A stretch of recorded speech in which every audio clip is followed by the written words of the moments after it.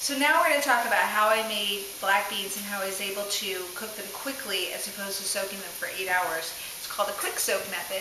Obviously you can use a canned black bean, but if you have the time, making black beans or any type of bean from scratch just tastes so much better.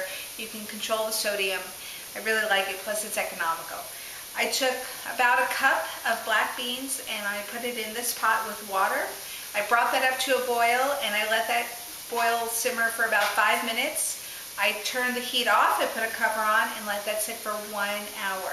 Then I drained it and I put it back in the pot with fresh water, maybe a teaspoon of salt, and I simmered it for 30 to 45 minutes until the beans started to loosen from their skin and they were soft, and then I drained them and now they're ready to go. Let's take a look at the meat. So I have not touched this meat. I know people just cannot believe that I cook like this in my classes. They are amazed that I'm not stirring the meat, and this is the biggest difference between a chili, or maybe you might brown your meat for a shepherd's pie, between it being good and between it being great. I'm telling you, come on over, let's take a look at the meat now.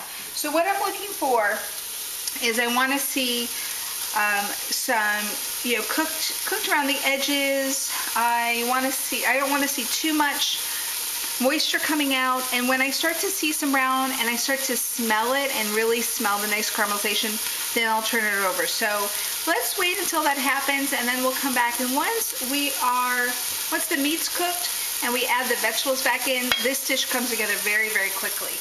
The last thing I want to show you is we're going to be adding some tomatoes, some diced tomatoes and tomato sauce. And this is a can opener that takes the top off of the can, and some people don't know how to use it.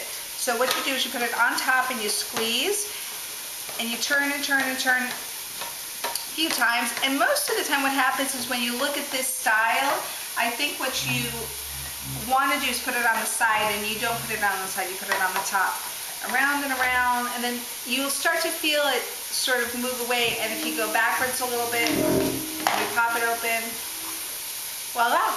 So let's wait till the meat's done, and then we'll put it all together, and then we'll taste it. Very exciting.